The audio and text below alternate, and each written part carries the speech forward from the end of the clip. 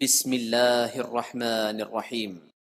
السلام عليكم ورحمة الله وبركاته.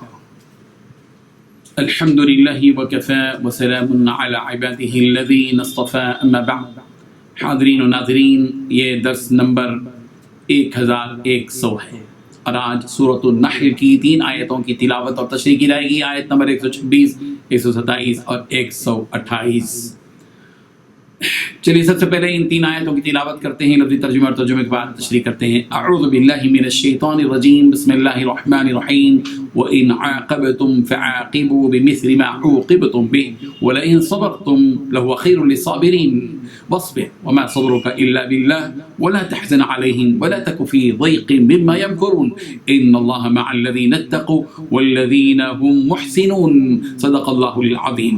لفظی ترجمہ یوں ہے، وَإِنْ عَاقَبْتُمْ، اور اگر تم بدلہ لو، فعاقبوا، تو بدلہ لو، بمثلی، برابر اس تکلیف کے، ما عوقبتم بھی، جو تم ایذا دیے گئے ہو ساتھ اس کے. وَلَئِن صَبَرْتُمْ، اور البتہ اگر تم صبر کرو، لَهُوَ خَيْرٌ، تو وہ صبر بہت بہتر ہے، للصابرین، صبر کرنے والوں کے لیے. وَاصْبِرْ، اور آپ صبر کیجیے. وَمَا صَبْرُكَ، اور نہیں ہے آپ کا صبر کرنا، إِلَّا بِاللَّهِ، مگر اللہ کی توفیق سے.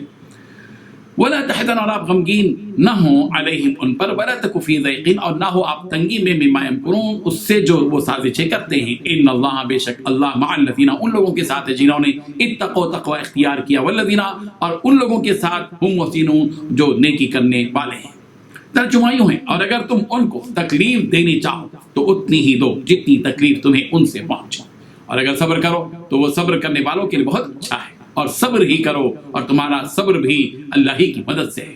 اور ان کے بارے میں غمگین نہ ہوں، اور جو یہ بد اندیشی کرتے ہیں اس سے تنگ دل نہ ہوں. کچھ شک نہیں کہ جو پرہیزگار ہیں اور جو احسان کرنے والے ہیں، اللہ ان کا مددگار ہے. ان 3 آیتوں میں 7 باتیں بتائی گئی ہیں. پہلی بات، اگر تم لوگ کسی کے ظلم کا بدلہ لو تو اتنا ہی بدلہ لو جتنی زیادتی تمہارے ساتھ کی گئی تھی. دوسری بات، اگر صبر ہی کر لو تو یقیناً یہ صبر کرنے والوں کے حق میں بہت بہتر ہے. تیسری بات ہے، پیغمبر آپ صبر سے کام لیجیے. چوتھی بات، تمہارا آپ کا صبر کرنا اللہ ہی کی توفیق سے ہے. پانچویں بات، ان کافروں پر صدمہ مت کیجیے. چھٹویں بات، جو بدکاریاں یہ لوگ کر رہے ہیں ان کی وجہ سے تنگ دل نہ ہو. ساتویں بات، یقین رکھو کہ اللہ ان کا ساتھی ہے جو تقوی اختیار کرتے ہیں اور جو احسان پر عمل پیرا ہے. بزرگان محترم مفسرین فرماتے ہیں کہ یہ آیتیں جنگ احد کے شہیدوں کے بارے میں نازل ہوئی. جنگ احد میں کافروں نے مسلمانوں کے کان، ناک وغیرہ کاٹ دیے تھے اور پیٹوں کو پھاڑ دیا تھا. مسلمانوں کے ساتھ کافروں کا بے دردی والا یہ معاملہ پیش آیا تو صحابہ کرام رضی اللہ عنہم نے کہا کہ اللہ تعالیٰ نے ہمیں ان کافروں پر غلبہ دے دیا تو ہم بھی ان کافروں کے مقتولین کے ساتھ یہی معاملہ کریں گے اور ان کے کان، ناک وغیرہ کاٹ دیں گے اور ان کے ساتھ ایسا معاملہ کریں گے کہ اہل عرب میں سے کسی نے کسی کے ساتھ ایسا معاملہ نہ کیا. جنگ احد کے ان شہیدوں میں رسول رحمت صلی اللہ علیہ وسلم کے چچا حضرت حمزہ رضی اللہ عنہ بھی تھے. کافروں نے حضرت حمزہ رضی اللہ عنہ کے کان، ناک کاٹ دیے تھے اور انہیں مسلح کر دیا گیا تھا.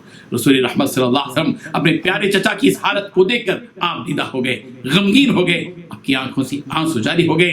حضرت حمزہ رضی اللہ عنہ کا بدلہ ان کافروں کے 70 آدمیوں کے ناک کاٹ دینے کے سلسلے میں کہا پیارے پیغمبر نے کہ اگر آئندہ اللہ نے مجھے کامیابی دی، یعنی ان کافروں پر مجھے غلبہ دیا گیا، تو حضرت حمزہ کا بدلہ ان کافروں کے 70 آدمیوں کے ناک کان کاٹ لیں گے.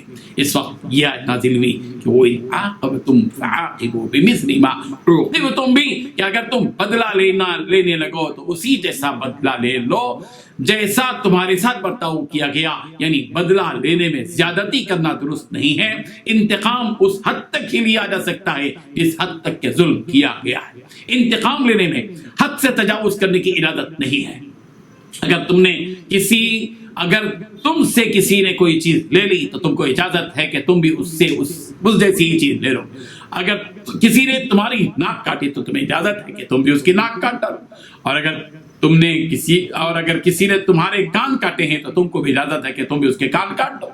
اس سے زیادہ بدلہ لینا یہ تو ظلم ہوگا. اللہ تبارک و تعالیٰ ظالم کو محبت کرتا ہے اور نہ اس سے راضی اور خوش ہوتا ہے. یہ اسلامی تعلیمات جن میں عدل و انصاف ہے کہ بدلہ لیتے وقت بھی تمہیں عدل و انصاف قائم کرنا ہوگا. اس کے بعد اللہ تبارک و تعالیٰ نے بدلے سے بہتر ایک صورت یہ بیان کی کہ اگر تم بدلہ لینے کے بجائے صبر ہی سے کام لو تو یہ تو صبر کرنے والوں کے لیے بہت بہتر چیز ہے. یعنی اگر تم برابر کا بدلہ لینے کے بجائے اپنے بلند اخلاق کا مظاہرہ کرتے ہوئے تم نے سامنے والے کو معاف کر دیا، اس کے ساتھ برا برتاؤ کرنے کے بجائے اپنا ہاتھ اس سے روک لیا، اور تم نے اللہ تبارک و تعالیٰ کی طرف سے اجر و ثواب کا ارادہ رکھتے ہوئے اس ظلم کو برداشت کر لیا، تو یہ بات یاد رکھو کہ انتقام کے بجائے صبر، برداشت اور معاف کر دینا ہی صبر کرنے والوں کے لیے بہتر ہے۔ اس کے بعد رسول رحمت صلی اللہ علیہ وسلم سے کہا جا رہا ہے کہ پیغمبر وَاصْبِرْ، آپ صبر سے کام لیجیے، وَمَا صَبْرُكَ إِلَّا بِاللَّهِ، آپ کا جو صبر کرنا ہے وہ بس اللہ ہی کی توفیق سے ہوتا ہے۔ یعنی دین کی دعوت دیتے ہوئے جو کچھ تکلیف آپ کو پہنچے آپ صبر کیجیے، اور یہ بات یاد رکھیں کہ آپ کا ایسے مواقع پر صبر کرنا اللہ تعالیٰ کی مدد اور اس کی توفیق اور ارادے ہی سے۔ اگر ایسے مواقع پر آپ کو صبر کرنا بہت ہی زیادہ مشکل محسوس ہو تو آپ اپنے دل و دماغ کو اللہ تعالیٰ کی مدد اور اللہ تعالیٰ کی مشیت اور ہدایت اور اس کی توفیق کی طرف لے جائیے، اس طرح آپ کے لیے صبر کرنا آسان ہو جائے گا، اور آپ یہ دل میں یقین کیجیے کہ آپ جو صبر کر رہے ہیں یہ اللہ کے ارادے اور اس کی توفیق ہی سے ہو رہا ہے۔ دعوت دین کے معاملے میں ثابت قدمی اور صبر کی توفیق طلب کرتے ہوئے اللہ تعالیٰ کی طرف متوجہ ہو جائیے۔